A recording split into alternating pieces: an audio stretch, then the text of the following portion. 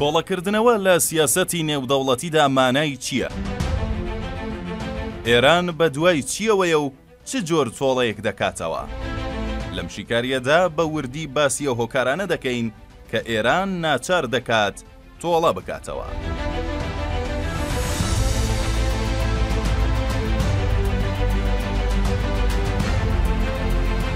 خوێندنەوەی دەوڵەتەکان بۆ سیاسەتی نێودەوڵەتی ئەوەیە کە سیاسەتی نێودەوڵەتی گۆڕەپانێکی ئەنارشیزمیە، ئەنارشیزمێک کە بەواتای پاشاگەردانی و کارکردن بە یاسای دارستان نییە، بەڵکو بەو مانایە دێت کە بە پێچەوانەی سیستەمی نێوخۆی وڵاتان دەسەڵاتێک لە سەرەوەی دەوڵەتەکان بۆ دابینکردنی یاسایش یەکتەرەکان بوونی نییە.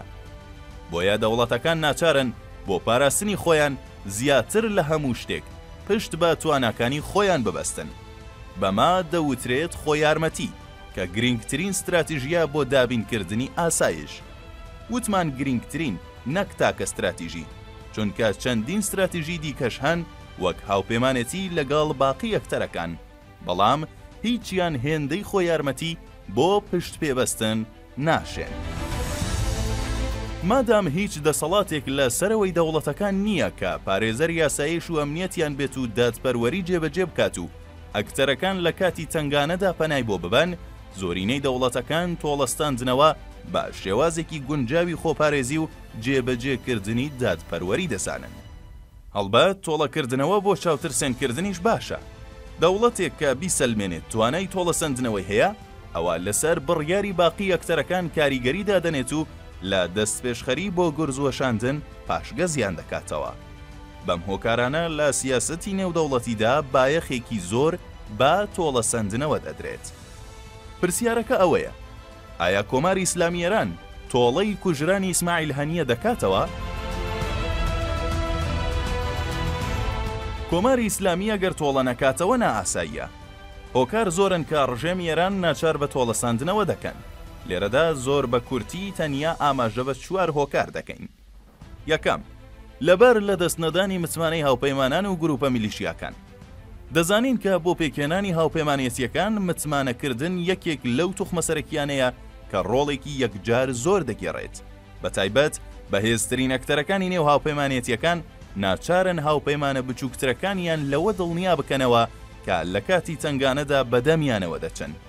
لە حاڵەتێکی لەم جۆرە ئێستادا کە هەموو هاوپەیمانانی کۆماری ئیسلامی چاوەڕوانی کاردانەوەی ئەو ڕژێمەن، ئەگەر بێت و تۆڵە نەکاتەوە، ئەوە لەسەر متمانەی باقی هاوپەیمانان و گروپە چەکدارەکان لە ناوچەکە کاریگەری دەبێت و ئەمەش لە درێژخایەندا بۆ نفوذ و پێگەی کۆماری ئیسلامی لە ناوچەکەدا باش نابێت.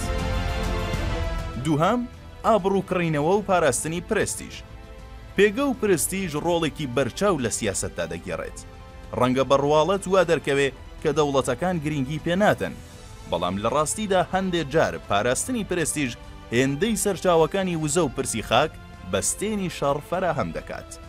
لێدان لە سرکردەی ئەکتەرێکی هاوپەیمان لە پایتەختی تاران لێدانن لە جێگە و پێگەی وڵاتە. بڕیاردەرانی کۆماری ئیسلامی وای بۆ دەچن کە لە ئەگەری تۆڵە نەکردنەوە جێگە و پێگەیان لە ئاستی نێودەوڵەتیدا زیاتردا دەبەزێت، ئەوەش مەترسی زۆری بەدواوەیە.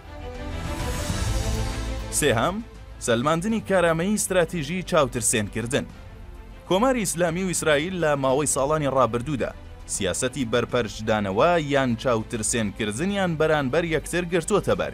سیاسەتی چاوترسێنکردن بە زمانێکی سادا بە واتایە دێت کە هەر لایەنێک هەوڵ دەدات بەرانبەرەکەی تێبگەێنێت کە لە ئەگەری دەست پێشخەری لە شەڕێکی هەمەلایەنە یان گورزوەشاندنێکی پێشوەختەدا، ئەوە دەبێت چاوەڕوانی تۆڵەیەکی جەرگ بڕبێت. بۆیە ئیسرائیل لە کاتی دامەزرانیەوە تا ئێستا هەوڵی داوە وەک تۆڵە و چاوترسێنکردنێک دەرگای ماڵی ئەوانە بشکێنێت کە بەردێکی بچووک دەگرنە پەنجەرەی ماڵەکەی. کۆماری ئیسلامیش هەموو هەوڵی ئەوەیە توانایەکی لەو جۆرە بنوێنێت. بەم هۆکارە تۆڵە نەکردنەوە نیشانەی لاوازیە. چوارەم، بۆ ڕازیکردنی ڕایگشتی و لایەنگرانی نێوخۆی. ئەمەیان ڕوونە و پێویستی بە وردەکاری نییە، چونکە لایەنگرانی کۆماری ئیسلامی و کەسانی سەر بەو ڕژێمە بە ئاشکرا داوای تۆڵەسەندنەوە دەکەن.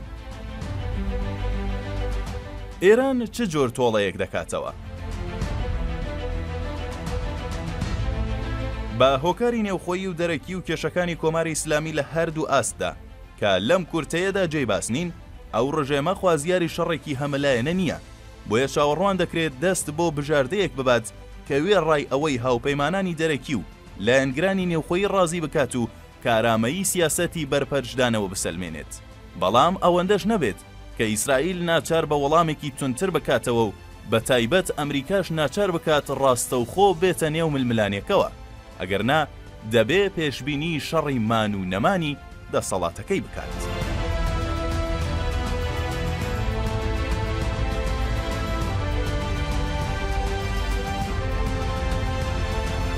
ئایا ئەگەری شەڕێکی هەمەلایەنە هەیە؟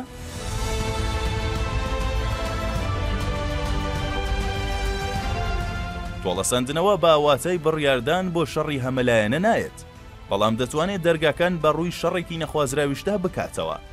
سیاسەت شانۆی ئەگەرەکانە و هەمیشە هەندێک توخمی چاوەڕوان نەکرا و ڕۆڵ دەگێڕن، بۆیە وڵاتان هەوڵ دەدەن لە پرسی تۆڵەکردنەوەدا زۆر بە وریایی بجوڵێنەوە. بەو پێیە خۆشیان ناتوانن هەموو لایەن و ئەگەر و لێکەوتەکانی داهاتوو ئاکامی شەڕەکە پێشبینی بکەن.